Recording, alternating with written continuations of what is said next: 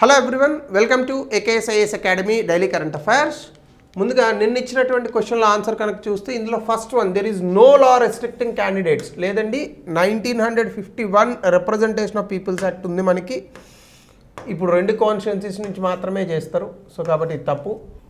అలాగే as per the existing, if a candidate contest in 1 Lok Sabha from many constituencies he should bear the cost of by elections, అలాంటిది ఏం లేవు.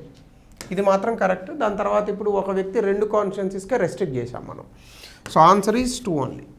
Before we go to the session, if you're looking for UPSC admissions, అట్లాగే group 1 and group 2 both AP and Telangana in both English and Telugu mediums, దయచేసి కింద నెంబర్కి call చేయండి. They'll give you all the details. ఇంకా ఈరోజు టాపిక్ చాలా చిన్న topic తీసుకున్నాను, వరల్డ్ ఇన్ఈక్వాలిటీ రిపోర్ట్, అంటే ప్రపంచ అసమానతలకు సంబంధించినటువంటి నివేదిక. ఈ నివేదికలో ఆబ్వియస్గా ఏం చెప్తారు మనకి, అసమానతలు ఎట్లా ఉన్నాయి అంటే హెచ్చుతగ్గుల్లో కనుక మనం చూసుకుంటే రిచ్ క్లాస్, పూర్ క్లాస్ 2 ఉంటాయి.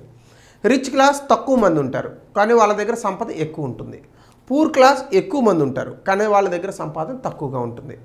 ఇది సాధారణంగా భారత్ లాంటి దేశాల్లో చాలా అత్యధికంగా ఉంటుంది. స్వీడన్, ఫిన్లాండ్, నార్వే లాంటి స్కాండినేవియన్ కంట్రీస్ అని అంటాం, డెన్మార్క్ లాంటి దేశాల్లో చాలా తక్కువగా ఉంటుంది. సాధారణంగా జనాభా ఎక్కువ ఉన్నటువంటి చోట ఈ అసమానతలు అనేటటువంటిది సహజంగానే ఉంటాయి.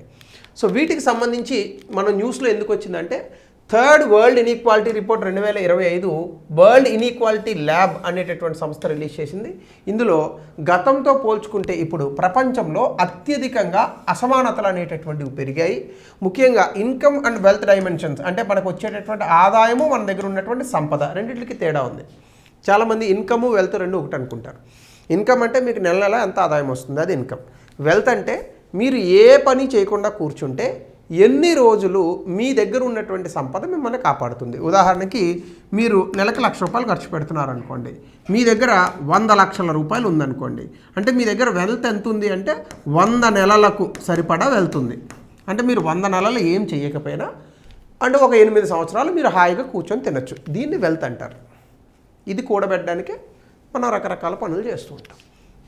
అలాగనే జెండర్ బేస్డ్ ఇన్ఈక్వాలిటీస్, అంటే లింగ దీని ఆధారంగా ముఖ్యంగా ఆడ మగ ఈ ఇద్దరి మధ్య కూడా ఒకే రకమైనటువంటి టాలెంట్స్ ఉన్నప్పటికీ వాళ్ళకు వచ్చేటటువంటి సంపాదన అనేటటువంటి తక్కువగా ఉంటుంది. దీనివల్ల అసమానతలు పెరుగుతున్నాయి. అట్లాగనే అన్ఈక్వల్ క్లైమేట్ రెస్పాన్సిబిలిటీ, సాధారణంగా సంపద ఎక్కువ ఉన్నటువంటి దేశాలు వాతావరణ మార్పుల మీద ఎక్కువ బాధ్యత తీసుకోవాలి, సంపద తక్కువ ఉన్న దేశాలు తక్కువ తీసుకుంటాయి. కానీ ఈ మధ్యకాలంలో అలా జరగట్లేదు. అమెరికా లాంటి బాగా సంపన్నమైనటువంటి దేశాలు అసలు క్లైమేట్ చేంజ్లో బయటకు వెళ్ళిపోయాయి. 2015 ప్యారిస్ అగ్రిమెంట్లో అసలు అమెరికా లేనే లేదు ఇప్పుడు. సో ఇది కొంత ఇబ్బంది కలిగిస్తోంది. అలాగే టెరిటోరియల్ డివైడ్స్, ముఖ్యంగా దేశాలు వాటి మధ్యలో విభజనలు, వీటి కారణంగా కూడా గ్లోబల్ ఇన్ఈక్వాలిటీ అంటే ప్రపంచంలో అసమానత అనేటటువంటిది పెరిగిపోతుందట. అలాగనే 2026 ఈ రిపోర్ట్ ఏం చెప్తోందంటే, మనం అర్జెంటుగా కొన్ని విధానాలను తీసుకురావాలి. ఈ రకమైనటువంటి మల్టిపుల్ ఇన్ఈక్వాలిటీస్ అంటే రకరకాల అసమానతలు ఎదుర్కోవడానికి మనం అనేక విధానాలను తీసుకురావాల్సి ఉంది అని చెప్తుంది. సో వరల్డ్ ఇన్ఈక్వాలిటీ రిపోర్ట్ గురించి చూస్తే ఇది ప్రపంచంలోనే అసమానతలకు సంబంధించి మేజర్ పబ్లికేషన్గా మనం చెప్పచ్చు. అయితే ఇది చాలా కాంప్రహెన్సివ్ డేటా, అంటే చాలా సమగ్రమైనటువంటి ఒక విశ్లేషణను అందిస్తుంది. ముఖ్యంగా దేశాలు ఏవైతే ఉన్నాయో ఆ దేశాల్లో ఇన్కమ్ అంటే ఆదాయం ఎట్లా ఉంది, ఆ దేశంలో ఉన్నటువంటి వ్యక్తుల తాలూకా ఆదాయం ఎట్లా ఉంది, ఆ దేశంలో ఉన్నటువంటి వ్యక్తుల తాలూకా సంపద ఎట్లా ఉంది, వీటి మధ్య ఉన్నటువంటి హెచ్చుతగ్గులు ఎట్లా ఉన్నాయి అనేటటువంటిది ఎక్కువగా ఈ రిపోర్ట్ చెప్తూ ఉంటుంది. సో అలాగనే ఈ వరల్డ్ ఇన్ఈక్వాలిటీ రిపోర్ట్ అనేటటువంటిది ఇచ్చేటటువంటి వరల్డ్ ఇన్ఈక్వాలిటీ ల్యాబ్ అనేది ఇది ఒక రీసెర్చ్ సెంటర్. ఇది ఎక్కడుందంటే ఫ్రాన్స్లో ప్యారిస్ స్కూల్ ఆఫ్ ఎకనామిక్స్ అని ఉంది, వాళ్ళు దీన్ని పబ్లిష్ చేస్తూ ఉంటారు. సో ప్రపంచంలో ఉన్నటువంటి సాధారణంగా అన్ని దేశాల గురించి వీళ్ళు లెక్క పెడతారు. ఇది కేవలం జీడిపి అనేటటువంటిది మాత్రమే కాకుండా ఈ జీడిపి వ్యక్తులకు ఎలా అందుతోంది. ఇప్పుడు ఒక దేశానికి జీడిపి 10% వచ్చేసింది అనుకోండి, గుడ్. కానీ ఈ 10% జీడిపి అట్టడుగునున్నటువంటి ప్రజానీకానికి కూడా అందాలి కదా, అది ఇక్కడ మనం చెప్పేటటువంటి అంశం. సో ఇన్ఈక్వాలిటీకి సంబంధించి మల్టీ డైమెన్షనల్ అప్రోచ్ గురించి చెప్తూ ఉంటుంది. అలాగే జెండర్ ఈక్వాలిటీ అంటే లింగ సమానత్వం, అందులో అసమానతలు ఎన్ని ఉన్నాయనేది గుర్తిస్తూ ఉంటుంది. అలాగే వాతావరణానికి సంబంధించి కూడా క్లైమేట్ ఇంపాక్ట్ ఎట్లా ఉంది, వాతావరణ మార్పులకు సంబంధించి. అలాగనే పబ్లిక్ సర్వీసెస్ అంటే ప్రభుత్వం ఇచ్చేటటువంటి సేవలు ప్రజలకు ఎట్లా అందుతున్నాయి, ఈ విషయాల గురించి కూడా చెప్తూ ఉంటుంది. ఇది వరల్డ్ ఇన్ఈక్వాలిటీ రిపోర్ట్కి సంబంధించిన ఇన్ఫర్మేషన్. అయితే ఇప్పుడు సమ్మర్ ఏముందంటే 10% ఆఫ్ పాపులేషన్, ప్రపంచంలో 10% జనాభా దగ్గర 75% సంపద ఉన్నది.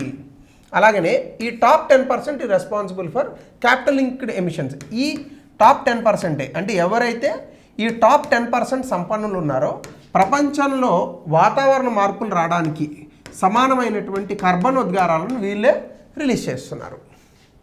సో కాబట్టి ఇది మనం అర్థం చేసుకోవాల్సిన విషయం. అట్లాగనే ఇన్ఈక్వాలిటీ, అసమానత అనేటటువంటిది ఆర్థిక అసమానతలు అట్లాగనే సంపదకు సంబంధించిన అసమానతలు, ఈ రెండింటికి దారితీస్తుంది. దీని ద్వారానే మనకి వాతావరణ మార్పులకు సంబంధించిన ఆ బాధ్యతాంశాలు కూడా వస్తాయి. అట్లాగనే ఇవన్నీ కూడా ఒక్కొక్క ప్రాంతంలో ఒక్కొక్కలా ఉంటూ ఉంటాయి. ఇదొకటి మనం అర్థం చేసుకోవాల్సింది. సో కాబట్టి ఇక్కడ ఖచ్చితంగా వాతావరణ మార్పులు ఒక దేశంలో బాగా సంపన్నులుగా ఉన్నటువంటి ఒక దేశం ఉంది. ఈ దేశంలో కంపెనీ పెట్టారు. ఈ కంపెనీ వాతావరణాన్ని పాడు చేస్తుంది. దీని ఎఫెక్ట్ ఎక్కడ పడుతుంది? కేవలం ఆ దేశంలోనే కాదు, ఆఫ్రికా దేశాల్లో, అసలు ఏమాత్రం సంపద లేనటువంటి బాగా అట్టడుగు చెందినటువంటి దేశాలు, అంటే ఏమాత్రం సంపద అంటే తక్కువగా ఉందని నా ఉద్దేశం, ఇలాంటి దేశాల మీద ప్రభావం ఎక్కువ పడుతుంది. సూడాన్, సోమాలియా, ఇథోపియా ఇట్లాంటి దేశాలు. సో అట్లాగనే దీంతో పాటుగా ప్రోగ్రెసివ్ టాక్సేషన్ అనేటటువంటిది ఉంటే, అంటే ఇన్కమ్ ట్యాక్స్ అనేటటువంటిది అత్యధిక ఆదాయం ఉన్నటువంటి వ్యక్తుల దగ్గర మనం ఎక్కువగా పన్ను తీసుకోవాలి, తక్కువ ఆదాయం ఉన్నటువంటి వ్యక్తుల దగ్గర పన్ను తక్కువ తీసుకోవాలి. కానీ మన దేశంలో రివర్స్ ఉంటుంది. ఆదాయం సంపాదించే వాడి దగ్గర తీసుకోం, మధ్యతరగతి దగ్గర ఎక్కువ తీసుకుంటాం. సాఫ్ట్వేర్ ఇంజనీర్లే మన దేశంలో ఎక్కువ కట్టేది, వాళ్ళు మధ్యతరగతిలోకే వస్తారు. బాగా ఎక్కువ సంపాదన ఉన్న దగ్గర తీసుకోం, మనం మధ్యతరగతి దగ్గర ఎక్కువ తీసుకుంటాం. ఈవెన్ గట్టిగా మాట్లాడితే జిఎస్టీ అనేటటువంటి పేరిట మధ్యతరగతి, ఎగువ తరగతి, దిగువ తరగతి లేదు, అన్ని తరగతుల దగ్గర తీసుకుంటాం. దీన్ని రెగ్రెసివ్ టాక్సేషన్ అంటారు. సో జిఎస్టీ ఎందులోకి వస్తుందా అయ్యా అంటే, ఎకనామిక్స్లో కనుక మనం చూసుకుంటే రెగ్రెసివ్ టాక్సేషన్లోకి వస్తుంది. సో ఇది తప్పు. ఏం తీసుకోవాలి? ప్రోగ్రెసివ్ టాక్సేషన్ తీసుకోవాలి. అంటే ఆదాయ పన్ను ఎక్కువగా వేయాలి. అది మన దేశంలో ఉన్నటువంటి పెద్ద ఇబ్బంది. 140 కోట్ల మందిలో ఆదాయ పన్ను కట్టేవాళ్ళు ఎంతో తెలుసా? 5 నుంచి 8% మంది అంతే. కనీసం ఒక 30% మంది అన్న ఆదాయ పన్ను కడితే అప్పుడు ప్రభుత్వం దగ్గర డబ్బులు ఉంటే ఏమైనా చేయగలుగుతుంది. మళ్ళీ దీనికి ఒక ఫిలాసఫీ చెప్తారు. మనం ప్రభుత్వానికి డబ్బులు కడితే ప్రభుత్వం మన కోసం డబ్బులు ఖర్చు పెడుతుందా? వాళ్ళే తినేస్తారు. నువ్వు ముందు కట్టి చెప్పాలి ఆ ఫిలాసఫీ. అరే ప్రభుత్వానికి పైసలు చెల్లించకుండా ప్రభుత్వం అభివృద్ధి చేయలేదు, రోడ్లు వేయలేదంటే ఎట్లా అండి?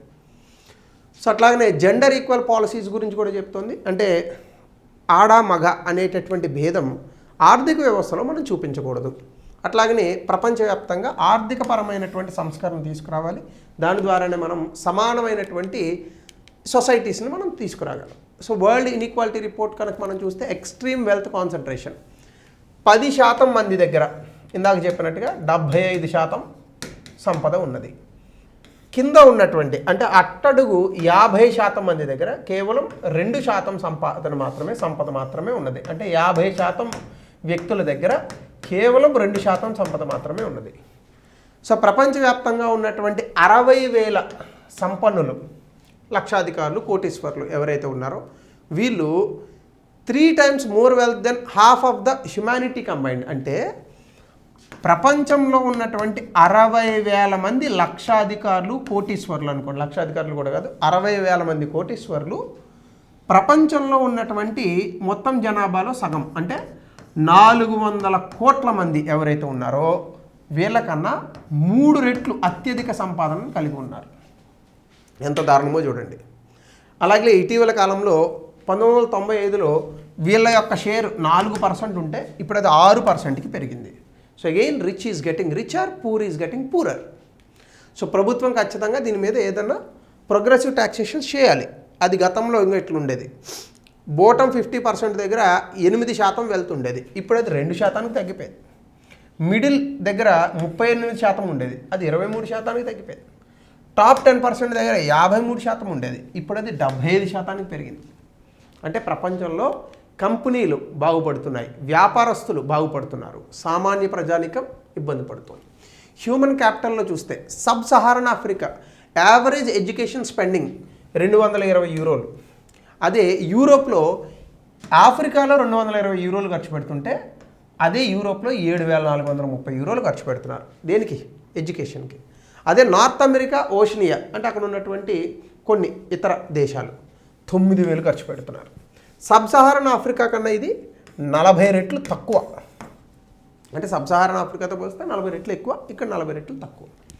ఇంకా అప్పుడు ఆఫ్రికా ఎట్లా బాగుపడుతుంది? సో ఇవే ఆ దేశాల్లో ఉన్నటువంటి ఇబ్బందులు.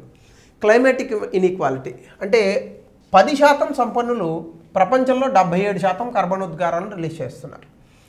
ప్రపంచంలో ఉన్నటువంటి 50% అట్టడుగు నుంచి ఉన్నటువంటి పూర్ పీపుల్ ఎవరైతే ఉన్నారో వాళ్ళు కేవలం వాతావరణ మార్పుల్లో 3% కార్బన్ ఉద్గారాలను రిలీజ్ చేస్తున్నారు. కానీ దీనివల్ల వచ్చేటటువంటి ఎక్కువ ఇబ్బందుల్ని, అంటే వాతావరణ మార్పుల వల్ల వచ్చే ఎక్కువ ఇబ్బందుల్ని వీళ్ళే ఎక్కువగా అనుభవిస్తున్నారు.